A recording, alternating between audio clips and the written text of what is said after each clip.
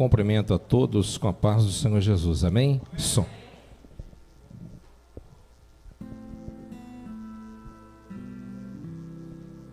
Graças a Deus. Som. Eu quero convidar, está um pouquinho abafado, convidar os irmãos que têm a sua Bíblia. Ótimo. Obrigado. Abri-la no Evangelho de São Lucas, capítulo 2.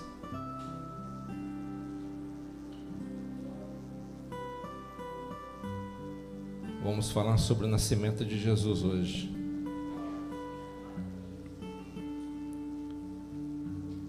Lucas, capítulo 2, versículo de 1 ao 6.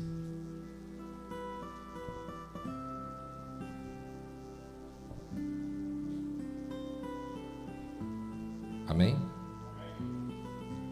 Naquela época, César Augusto publicou um decreto, convocando para um recenseamento todos os moradores das terras dominadas pelo seu império. Este foi o primeiro cadastramento da população de todo o Império Romano, quando Quirino era governador da Síria, e todos seguiram para as cidades onde havia nascido, a fim de serem arrolados. Por isso José também viajou da cidade de Nazaré da Galileia para a Judeia, até Belém, cidade de Davi, porque pertencia à casa e à descendência de Davi. E partiu com o propósito de alistar-se juntamente com Maria, sua esposa prometida, que estava grávida. Enquanto estava em Belém, chegou o momento de nascer o bebê, e ela deu à luz o seu primogênito. Envolveu-o com tiras de pano e o colocou sobre uma manjedoura, pois não havia lugar para eles na hospedaria. Amém? Agora vamos dar um pulinho agora no Evangelho de João. Evangelho de João, capítulo 1. Estaremos lendo o versículo 9, 10 e o 14 somente. Evangelho de João, capítulo 1.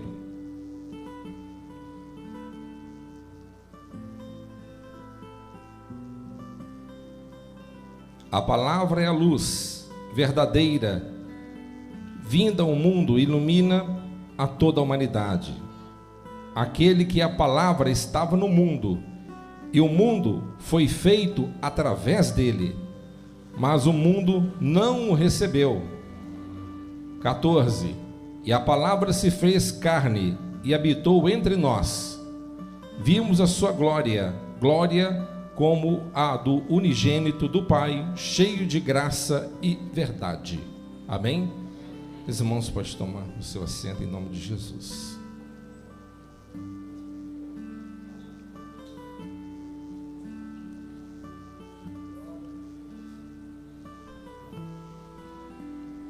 O Verbo se fez carne, o nascimento do nosso Mestre. Meus amados irmãos, no Evangelho de São Lucas, onde nós fizemos a leitura inicial, fala sobre o decreto que foi dado por César Augusto. Quem foi César Augusto? Assim como o último governador de Roma, chamado Caracalla, ele levou Roma à sua queda.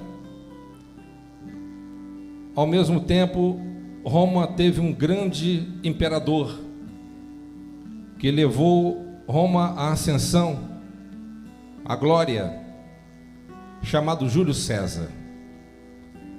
E Júlio César, como o imperador ambicioso que era, ele não gostava de dividir a glória, ele não gostava de dividir o seu poder.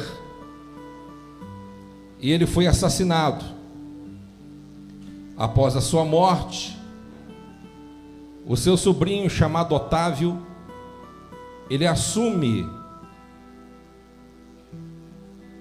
a governança de Roma, mas ele não utilizou o seu nome de nascimento como imperador. Ele deu o seu nome César Augusto. Augusto significa venerável ou adorável. Em honra ao antigo imperador, ele se titulou como aquele que é venerável, aquele que foi levantado para poder erguer Roma e levar Roma à glória. Mas esse imperador era um imperador muito egocêntrico, se considerava um deus. E ele achava por bem de ser digno de ser venerado, de ser adorado como um deus. E na antiga Roma, os seus antigos generais, governadores e grandes autoridades, ao dirigir a palavra para Otávio ou César Augusto, eles diziam Filhos Dei, que significa filho de Deus. Mas nós sabemos que o único filho de Deus é Jesus de Nazaré. E nós observamos aqui, eu fico impressionado com os detalhes, a forma que Deus ele trabalha é uma coisa impressionante. O nosso Deus, ele está no comando e governa todas as coisas, e nada pode fugir daquilo que ele já determinou. Isso é incrível. E este imperador, todas as moedas de prata romana era cunhada com a foto dele. Então, um denário de prata era referido a um dia de um trabalhador. Um dia de trabalho, se um indivíduo trabalhasse o dia inteiro, ele recebia um denário de prata, referente a um dia de trabalho. Então, o imperador, ele determinou que viesse a ser feito um recenseamento mundial. E havia ali propósito divino e também do imperador. O propósito dele era o seguinte: que cada indivíduo fosse fazer um recadastramento na sua cidade de origem, natal, onde nasceu. E cada um deveria levar um tributo, deveria levar, chamado tributo capitis, que simbolizava um imposto, que era uma moeda referente a um dia de trabalhador. Então, cada um daquelas pessoas que iam nas suas respectivas cidades para poder fazer o recenseamento, eles tinham que levar um imposto e pagar aos cofres de César. O objetivo era evitar que os governadores romanos também roubassem o dinheiro, roubassem os seus impostos, e pudesse também ter o controle e o domínio da sua grande e vasta extensão territorial. Roma foi um reino que perpetuou durante muito tempo, quase 1000 anos. E os romanos, eles conquistaram muitas terras, tantas terras que não puderam dar conta daquilo que conquistaram. Quase 5.000 quilômetros de terras conquistadas. Mais de 50 países estavam debaixo do seu tacão, da sua autoridade. Eles tentavam levar uma ideologia dizendo: olha, onde Roma chega, ela proporciona paz romana, mas nada de paz. Paz com a espada na frente, uma lança na frente, com poder bélico e amedrontador. E quando nós observamos aqui esses relatos, nós podemos exaltar e glorificar o nosso Deus, o Todo-Poderoso. Por quê, pastor? Porque mesmo um homem, um líder mundial, como Tibério César, como César Augusto, como Júlio César, como Trajano, como qualquer outro imperador que já passou durante toda a história, com mais poder que eles alcançaram e desfrutaram, mas o nosso Deus sempre esteve sentado no trono e governando todas as coisas. O nosso Deus, ele sempre será o dominador, ele sempre será o poderoso. O nosso Deus, ele colocou esse desejo no coração de César, de fazer um recenseamento, só para tirar José e Maria da onde que eles moravam, e viajaram durante 120 quilômetros, nas costas de um burro, de um jumento, ou em cima de uma carroça, para eles chegarem até na cidade onde Deus havia planejado o nascimento do Messias, porque Deus já havia usado os profetas dizendo onde que o Messias nasceria. Eu vou ler. Miqueias 5:2 diz assim: mas tu, Belém Efrata, posto que pequena entre as milhares de Judá, de ti é que me sairá aquele que há de reinar em Israel, e cujas saídas são desde os termos antigos, desde os dias da eternidade. Então Deus já tinha usado o profeta Miqueias para falar onde que o Messias nasceria. Então Deus, no seu tempo certo, no momento oportuno, Deus ele toca no coração do imperador romano, Júlio César, sucessor de Júlio César, e esse imperador toma uma decisão que na verdade estava diante da vontade de Deus. Ele toma uma decisão para fazer um recenseamento, as pessoas irem fazer um recadastramento, tinham que ir nas suas cidades de origem, onde eles eram oriundos, nascidos, levando os seus respectivos impostos, tudo para que o Messias nascesse no lugar chamado Casa do Pão. Belém, fala comigo, Belém. Natã, o profeta, aquele mesmo que exortou Davi com relação ao seu pecado de adultério, em 2 Samuel 7,16, ele disse assim: a tua casa, porém, e o teu rei nos serão firmados para sempre diante de ti, teu trono será estabelecido para sempre. Então o profeta Natã, ele disse que o trono de Davi, e aquele que viria da descendência de Davi, o seu reino não teria fim. O seu reino seria estabelecido para sempre. Quem está feliz por isso, diga glória a Deus. É interessante que Miqueias, ele profetizou isso 750 anos antes do nascimento do Messias. Mas no tempo certo, no momento exato, no dia certo, Deus ele moveu céu e terra para que tudo viesse correr de acordo com a vontade dele. Irmãos, presta atenção numa coisa: quando Deus ele quer abençoar alguém, quando Deus ele quer mudar a história de alguém, ele toca no coração do presidente da república, ele toca no coração do presidente dos Estados Unidos, ele toca no coração de qualquer mandatário, qualquer homem poderoso que há neste mundo. Ele move o céu e terra, muda leis, troca e substitui pessoas, cria pessoas para colocar no lugar daquele que serve de impedimento, para que o nome do Eterno venha a ser exaltado e glorificado, mas os seus projetos jamais poderão ser frustrados.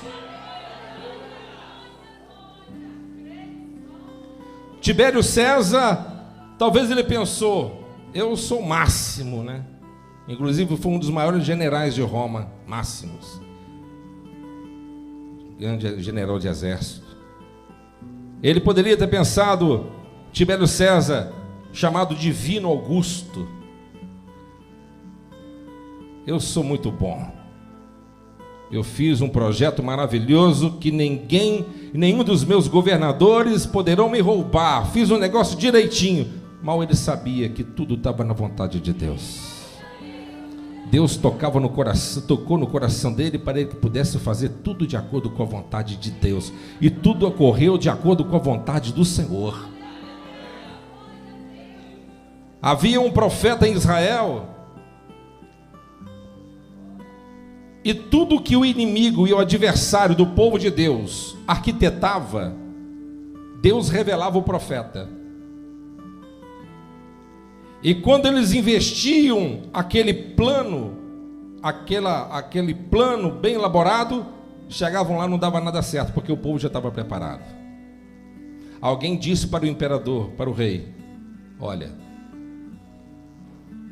eu vou dizer uma coisa para o senhor, tudo que o senhor elabora na sua sala secreta, na sua câmara particular, tudo que o senhor fala na cama com a tua esposa, o Deus dos hebreus revela o profeta dele. Deus revela para ele tudo. Ah, é? Quem é esse profeta? Quem é esse para que eu possa matar ele? O nome dele é Eliseu. Ah, é? Um exército, prepara um exército agora, vamos cercar lá onde que ele está, não vamos matar ele, vamos arrancar a cabeça dele. Eu quero ver se Deus vai revelar de novo. Colocaram carruagens em volta do vale onde Eliseu estava. O servo de Eliseu abriu a porta, viu o exército cercando, chegou pálido perto de Eliseu e disse: meu senhor, estamos perdidos, estamos cercados pelos inimigos, estão por toda parte, não há saída. E o profeta, tranquilamente, cheio do Espírito Santo, falou assim: que servo incrédulo, Senhor, abra os olhos para que ele veja. Vai lá de novo. Ele chegou lá fora e olhou nos montes, havia homens de fogo, cavalo de fogo, carruagem de fogo, anjos de Deus em toda parte. E ele chegou pálido. E agora, o que tu tem para me dizer? O que eu tenho para te dizer para o Senhor é o seguinte: quem está conosco é muito maior do que aqueles que estão vindo contra nós. Eu quero que os irmãos saibam que o nosso Deus é o planejador de todas as coisas. O nosso Deus, ele nos surpreende a todo momento. A Bíblia diz em João, que nós fizemos a leitura, aquele que é a palavra estava no mundo, e o mundo foi feito através dele. Jesus, ele é o criador de todas as coisas. Jesus, ele é o Filho de Deus. Jesus, ele estava no princípio estava com Deus, no princípio era Deus. Ele é Deus, é todo poderoso. Quem me compreende aqui nessa noite, diga glória a Deus. Mas o mundo não o recebeu, mas tudo com um propósito. A Bíblia diz em Romanos capítulo 6, que Deus, ele cegou o entendimento do povo escolhido, para que a salvação viesse a ser estendida até o povo gentil, que somos nós. Aleluia. Deus, ele tem um plano para todas as coisas. Meu irmão, você está aqui nessa noite, não sei o que você tem enfrentado, não sei o que você tem, quais as dificuldades que você tem enfrentado, mas o nosso Deus, ele está no controle de tudo. Amém? Ele está no controle de tudo. Ele falou no passado, detalhes, e tudo se cumpriu de acordo com a vontade dele. Nada saiu fora daquilo que tinha sido já predito. E a palavra se fez carne e habitou entre nós. Vimos a sua glória, glória como a do unigênito do Pai, cheio de graça e verdade. Meus amados irmãos, você serve a Jesus. Jesus, o Filho de Deus, o Todo-Poderoso. Ele nasceu em Belém, a casa do pão. Em outras palavras, olha, eu quero que meu filho nasça em Belém, na casa de Davi. Eu quero que todos saibam que vai nascer o Salvador do mundo, meu filho. E o lugar chamado Casa do Pão, vai nascer o pão vivo que desceu do céu. E quem comer desse pão jamais terá fome. Aleluia! Este pão é o mesmo que estava lá dentro da arca, é a tipologia do pão lá dentro da arca da aliança. Aleluia! A presença de Deus, o Senhor Jesus, o Todo-Poderoso. A mesma cidade do rei Davi, onde nasceu o rei Davi, ungido de Deus. Aleluia! Você está feliz por isso? O pão da vida, Jesus, ele é o pão da vida. Fala comigo, Jesus é o pão da vida. Ele é o pão da vida. Que maravilha, aleluia, bendito seja o nome dele. Em João 6,48, olha só o que a palavra do Senhor nos diz: eu sou o pão da vida. Amém? Jesus, ele é o pão da vida. Se você alimentar desta palavra, se você crer nessa palavra, rios de águas vivas fluirão no seu interior. A vida estará dentro de você. Jesus disse: se vós estiveres em mim e as minhas palavras estiveres em vós, pedireis tudo o que quiserdes e vos será feito. Louvado e bendito é o Cordeiro. Jesus, ele é o Cordeiro de Deus, é o ungido eterno de Deus. Ele é aquele que trabalha a favor daqueles que creem na sua palavra. Você crê na palavra de Deus? Meus amados irmãos, Deus mexeu as peças de uma forma gloriosa. Ele moveu para que Jesus nascesse em Belém, não em outra cidade. Não é tremendo isso? Ele moveu o coração do homem mais poderoso do mundo, que vivia 2.250 quilômetros de distância. Imagine só, obrigando José e Maria sair de Nazaré e viajar para Belém, onde teria que nascer o Salvador do mundo. E agora você fica se preocupando com bobagens. Agora você fica se preocupando com o que haver de comer ou beber, o que se vestir. Um Deus que pensa em detalhes, arquiteta tudo. Você fica preocupado com isso? Você teme essas coisas ainda? Você acha que alguma coisa pode fugir do seu controle e domínio? Você acha que Deus não está no controle de todas as coisas? Se até um pássaro que cai do céu, Deus ele sabe. Se até um fio de cabelo, os fios de cabelo da nossa cabeça, ou quantas grãos de areias que existe nos mares e nas terras, nos desertos, Deus ele sabe. Deus ele sabe. Um Deus que não permitiu que você viesse ao mundo por um acidente. Você veio com um propósito. Você veio com um objetivo. Um Deus que é revelado no livro de Apocalipse, capítulo 13, versículo 8, que ele decidiu com o Pai e com o Espírito Santo de morrer a favor da humanidade caída antes do mundo ser criado. Um Deus quer ser revelado através do Espírito Santo na vida de Paulo, dizendo em Efésios capítulo 1, versículo 20, ou antes disso, no versículo 4, ele disse: Deus nos escolheu nele antes da fundação do mundo. Antes do mundo ser criado, Deus já tinha nos escolhido. Antes do sol ser criado, Deus já sabia que era nós. Há motivo ainda de nós entrarmos em pânico, em desespero, ou descrer da sua palavra? Deus calculou tudo de uma forma muito cuidadosa. Quem me compreende? Muito cuidadosa. José e Maria, descendentes de Davi, foram levados até o lugar onde que Deus havia planejado. E não havia lugar para Jesus naquela cidade. O único lugar que foi encontrado ali foi naquela estalagem. Mas havia uma reserva naquela estalagem. E a reserva era para o Salvador do mundo.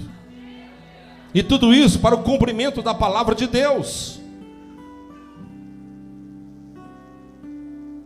O Senhor, meus amados irmãos, Ele é um Deus que sempre trabalha para aqueles que creem na sua palavra.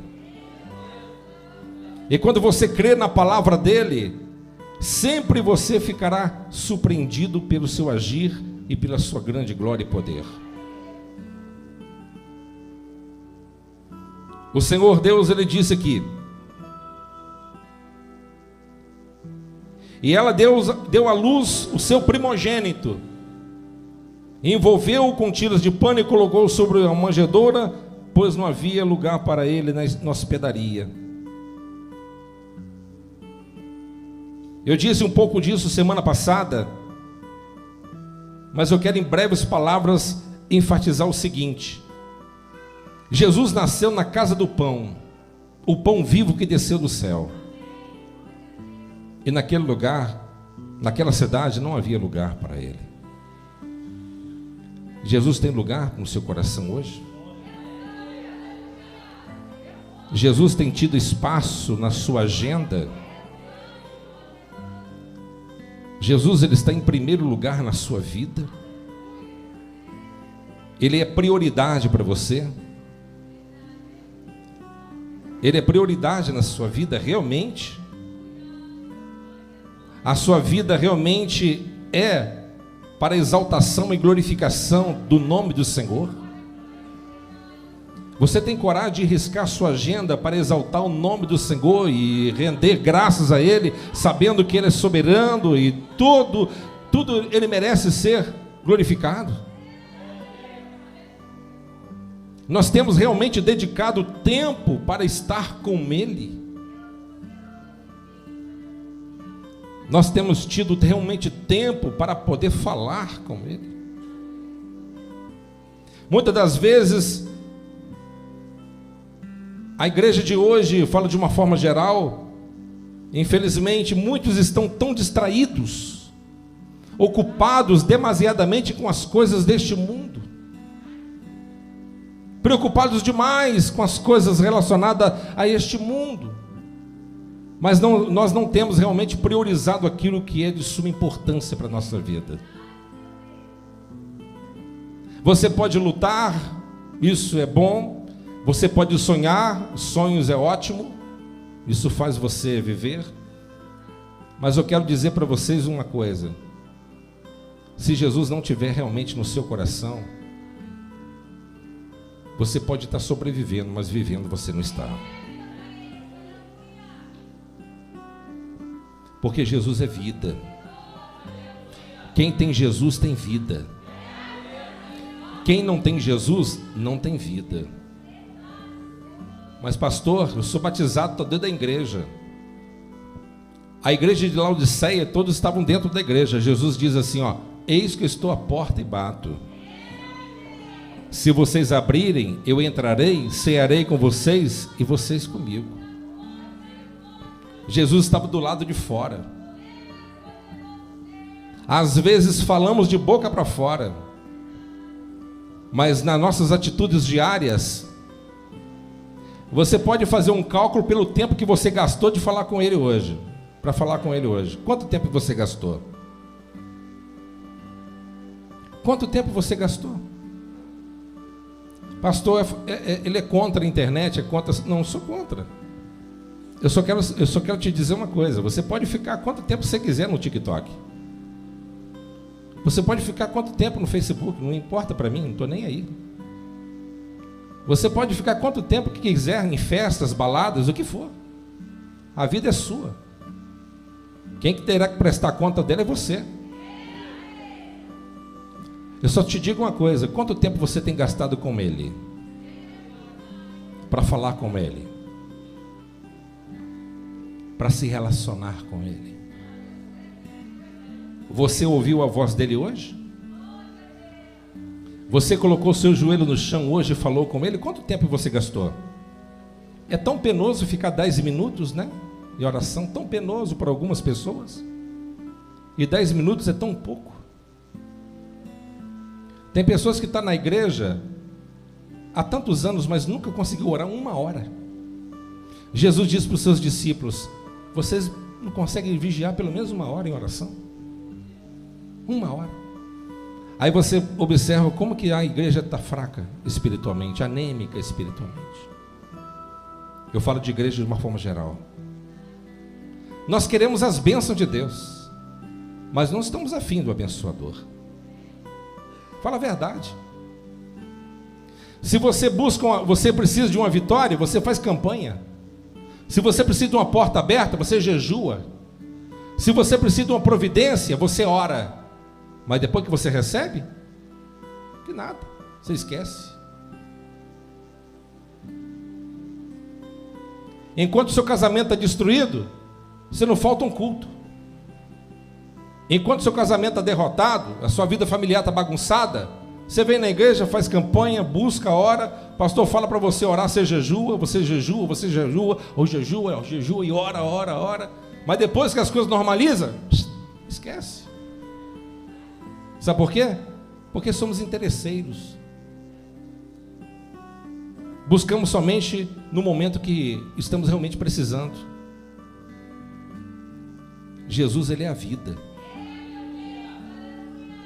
Eu digo para os irmãos, não vale a pena viver sem Jesus. Jesus, ele quer nascer hoje no seu coração. Eu estou falando do nascimento de Jesus. Eu estou falando que Deus, Jesus, ele tocou no coração de Tibério César, o homem mais poderoso do mundo. Ele elaborou uma lei, e aquela lei contribuiu para os propósitos de Deus, para que o Salvador nascesse onde que ele teria que nascer. Eu estou dizendo que Jesus, ele permitiu que você andasse errante durante muito tempo por aí, sem conhecê-lo. Mas ele marcou essa noite para você. Ele marcou essa hora para você, essa ocasião para você, para ele nascer na sua estrebaria, no seu coração, na sua alma, ele nascer dentro de ti. Porque se Jesus nascer dentro do seu coração, hoje realmente, nunca mais você vai ser a mesma pessoa. Nunca mais você vai substituir a presença de Deus por qualquer outra coisa banal. Por dinheiro você trabalha 18 horas por dia.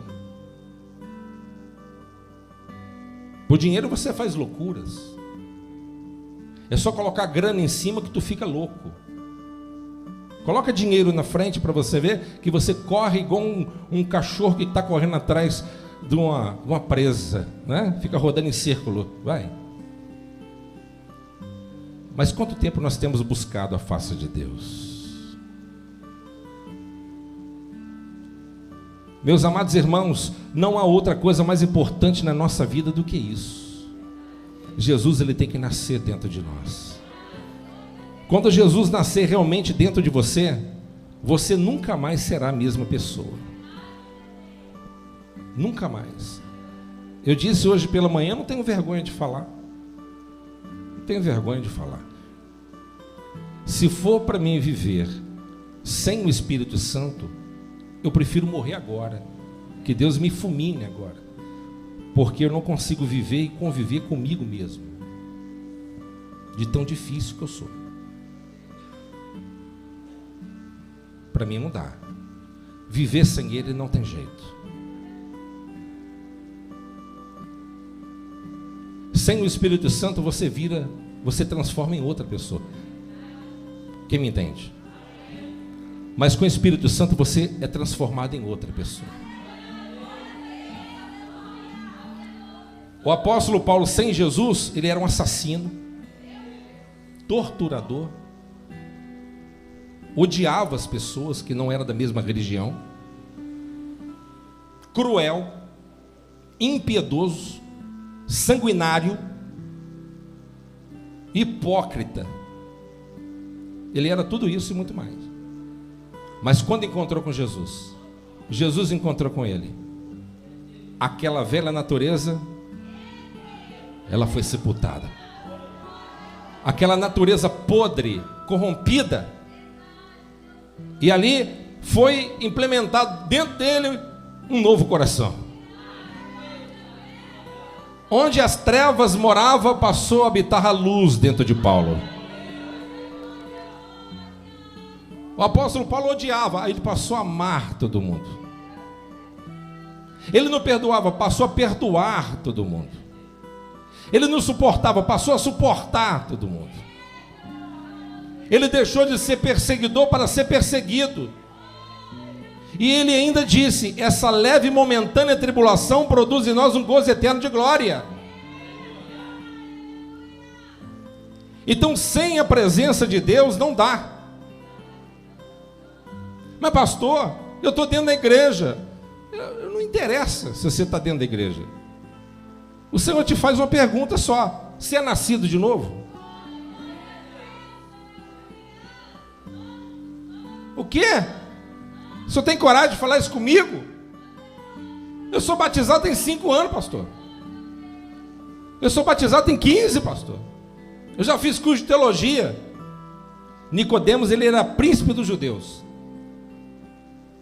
Ele era príncipe dos judeus, professor de teologia na época, orava 2 horas por dia e jejuava 2 vezes por semana. Jesus olhou na cara dele e falou assim: não te admires que eu vou te dizer, você tem que nascer de novo, meu amigo.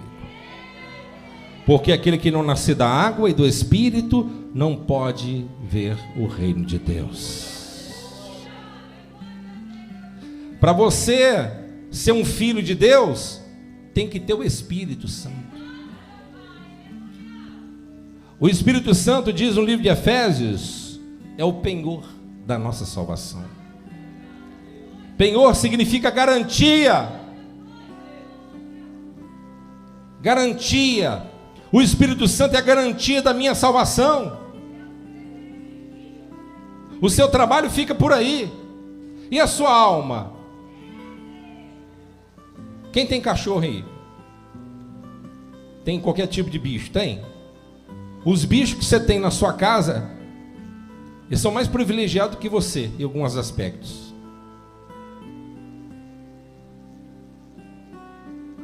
Porque um dia ele vai morrer e a terra vai comer. E antes da terra comer, a gente come ele primeiro, depois volta para a terra. Mas você vai morrer também. Eu também vou. E a terra vai me comer. Qual a vantagem disso? Qual é a vantagem? Eu para a vaca. Ela come capim, eu não como capim. Mas a vaca vai morrer. E eu também vou. E vou para o pó. E ela também vai para o pó.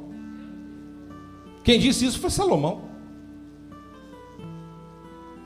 E eles têm uma vantagem dos animais. Porque morreu, acabou. Nós não. Morreu sexo, juízo. Morreu sexo, juízo. Você terá que dar conta. Você que terá que dar conta. Hoje você faz o que quer. Você vem na igreja no dia que quer. Não, hoje está chovendo. Não na igreja não, chovendo muito. Mas se for um dia de trabalho, tu vai. Você não vai ligar para o seu patrão e falar assim: eu não posso fazer aquela entrega, eu não posso trabalhar, eu não posso ir trabalhar. Está chovendo muito, chefe. Ele fala assim: amanhã você passa aqui para pegar os seus direitos aqui. Você não faz isso, mas com Deus você faz.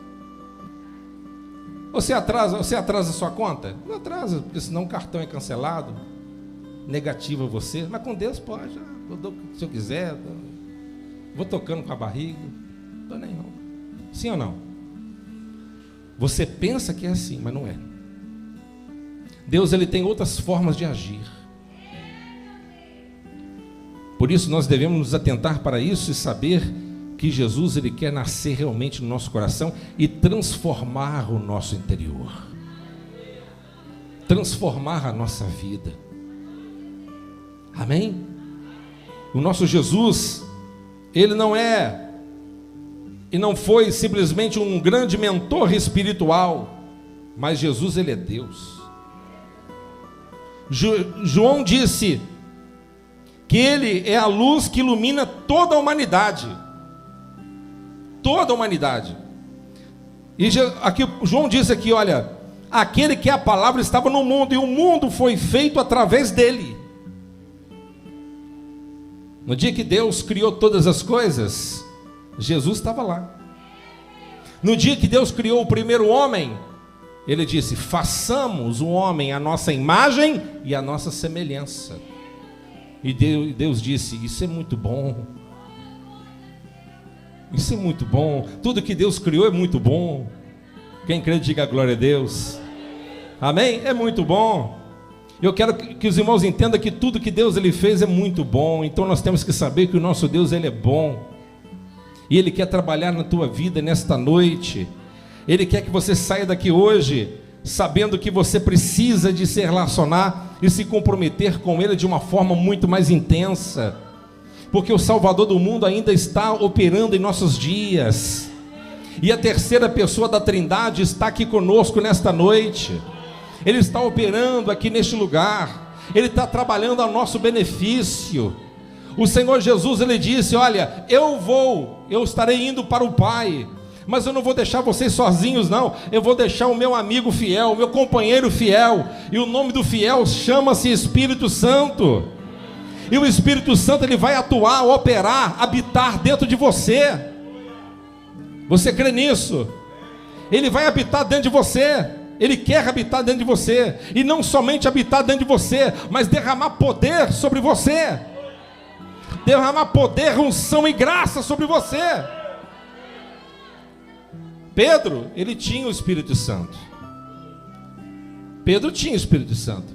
Tiago, João, Bartolomeu, Tomé, Judas, todos tinham o Espírito Santo. Eles faziam a obra de Deus também, faziam obras assistenciais, às vezes expulsavam uns demôniozinhos, uns capetinhas, mas teve alguns outros demônios que eles não conseguiram expulsar. Aí eles perguntaram a Jesus: mestre, por que eles resistem a gente? Estamos fazendo alguma coisa de errado? Jesus disse: está faltando fé. Está faltando fé. Mas a caça de demônios que só sai com jejum e coração. Eles tinham o Espírito Santo. Agora vamos ver agora eles cheios do Espírito Santo.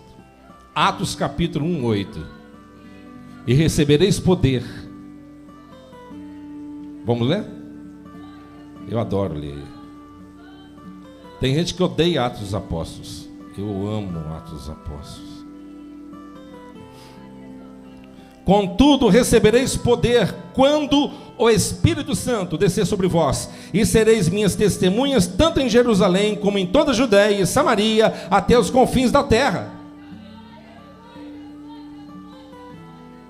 Eles tinham o Espírito Santo, mas depois que foram batizados no Espírito Santo, eles receberam poder. Fala comigo, poder.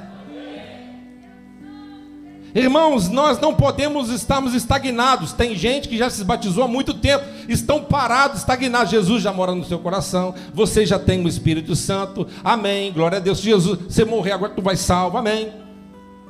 Mas a gente não pode parar por aqui.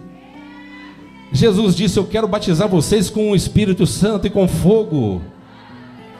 Eu quero batizar vocês com o Espírito Santo e com fogo. Eu quero dar autoridade a vocês, eu quero dar poder a vocês, eu quero dar autonomia espiritual a vocês. Eu quero que vocês andem com cabeça erguida como soldados verdadeiros. A segunda, duas pregações do apóstolo Pedro, 8.000 almas se converteram. A sombra de Pedro curava os enfermos, os lenços e aventais de Saulo curava os enfermos. Meus amados irmãos, nós não podemos nos acomodar, espiritualmente falando. Quem me entende? Não vamos acomodar não. O maior propósito em 2022 não é realizar o nosso sonho financeiro não. O maior sonho que eu tenho aqui para 2022 é que todos vocês sejam cheios do Espírito Santo. Cheios do Espírito Santo, cheios do poder do Espírito Santo. Ah, pastor, o senhor cortou meu barato, hein? eu estou sonhando com a casa própria, e eu estou sonhando para você ter uma casa celestial. Ah, pastor, eu acho que você não é muito de Deus, não. Eu estou sonhando com aquele carro do meu sonho, e eu estou sonhando que você ande no carro que Elias andou. Aleluia, na carruagem de fogo dele. Quem crê, diga glória a Deus. Aleluia. Ah, pastor, eu estou doido para fazer uma viagem ao mundo. Eu quero que você vá até o terceiro céu e veja coisas inefáveis, coisas tremendas e gloriosas do reino celestial, meus irmãos. O mundo passa e todas as suas concupiscências, mas a palavra do Senhor permanece para sempre. O que Deus tem para você nessa noite é um rio de água viva, é poder do Espírito Santo, é graça maravilhosa. Deus, Ele quer derramar graça e poder e virtude sobre a tua vida aqui neste lugar. Deus maravilhoso, esse Deus é tremendo. Quem crê, diga glória a Deus. Deus, Ele vai fazer algo muito glorioso aqui neste lugar, meus irmãos. Deus já está levantando e vai continuar levantando. Eu quero ver a igreja do Senhor inflamada pelo poder do Espírito Santo. Eu quero que você esteja inflamado, porque quando você estiver inflamado, o contendeiro não vai continuar aqui no nosso meio, não. Ou ele vai converter ou vai rapar fora. Aleluia. Um língua grande, a língua vai queimar, converter, ou então Deus vai mandar embora. Quem crê, diga glória a Deus. Porque fuxiqueiro, contendeiro, encrenqueiro, ou o Espírito Santo transforma, ou então Deus ele tira do meio do povo dele, ou então vai apanhar muito pela palavra de Deus. Quem crê, diga glória a Deus. Amém, meus irmãos? Onde que o poder do Espírito Santo está fluindo, o diabo não entra. Quem me entende, diga glória a Deus. Fala para o teu irmão do lado, irmão. Está cheio de fogo aí? Tem fogo aí? Olha para a cara dele, olha para a cara, você consegue ver no olho, irmão. Tem gente que tem um olho tão ruim que dá para ver. Aleluia. Olho ruim, olhos maus, aleluia. Mas aquele que tem o Espírito Santo, irmão, ele já glorifica, ele já magnifica, ele já salta, ele já bate palma, ele já exalta o nome do Senhor, aleluia. Ah, pastor, eu não gosto de culto assim, eu gosto de culto assim, silêncio. Vai para um templo budista, irmão. Lá no templo budista você vai meditar muito, você vai ficar lá muito tempo assim. Aleluia, mas lá no céu não tem silêncio não, irmão. Lá no céu é barulho, é louvor, glorificação, é anjo exaltando e glorificando ao Todo-Poderoso, irmão. O nosso Deus é um Deus de movimento, é um Deus de poder, é um Deus de glória, irmão. Quem crê, diga graças a Deus. Ah, não, eu não gosto de igreja. Vai procurar uma igreja sorveteriana, irmão. Aqui é a igreja do Espírito Santo, irmão. No dia que o Espírito Santo sair dessa igreja, pode fechar que não vai dar nada mais. Aleluia. Mas se o Espírito Santo tiver, aleluia, aleluia, as almas vão continuar chegando. Está chovendo, vai vir. Se não tiver, vai vir também. Se está calor, vai vir também. Porque aonde que a voz de Deus está, o povo vem, meus irmãos. Quem crê, diga glória a Deus. Aleluia. Porque Jesus nasceu no seu coração. A minha oração hoje é que o menino Jesus nasce no seu coração hoje. Que ele venha nascer no teu coração. Que você venha sair daqui hoje com Jesus no seu coração. Estou falando do nascimento dele. Jesus planejou este dia. Jesus planejou esta hora. Jesus planejou esse momento. Jesus planejou essa palavra. Jesus planejou o Espírito Santo. Jesus planejou essa ocasião para que você receba dele o novo nascimento aqui nessa noite. E quando você receber o novo nascimento, você vai falar assim: pecado, eu não quero mais nada com você. Adultério, eu não quero mais nada com você. Sites de pornografia, não quero mais nada com você. Mentira, não quero nada com você. Eu não quero mais falar mal dos meus irmãos, porque Jesus mora no meu coração. Jesus mora no meu coração. E se Jesus nascer no teu coração hoje, se prepare, porque o companheiro dele vai querer morar aí também. Aleluia, quem crê diga glória a Deus. Porque os dois são inseparáveis, meus irmãos. Aonde que Jesus está, o Espírito Santo atua também. Se falar em Jesus, o Espírito Santo está sentindo mover? Eu estou sentindo mover aqui, ó. Irmão, se falar do Espírito Santo, ele começa a mover para um lado e para o outro aqui, ó. A unção começa a mover. Falou no Espírito Santo, é tremendo, irmão. É coisa gloriosa, irmão. Eu adoro falar no Espírito Santo. Aleluia! O Espírito Santo, ele quebra a barreira, ele quebra a geleira espiritual no nosso coração, ele quebra as cadeias que amarram a tua alma, ele joga por terra as falanges demoníacas e te proporciona a libertação que você veio buscar nesta noite. Glória a Deus. Vamos colocar de pé, meus irmãos, porque o Senhor Jesus, na pessoa do Espírito Santo, está aqui. Quem crê, diga graças a Deus.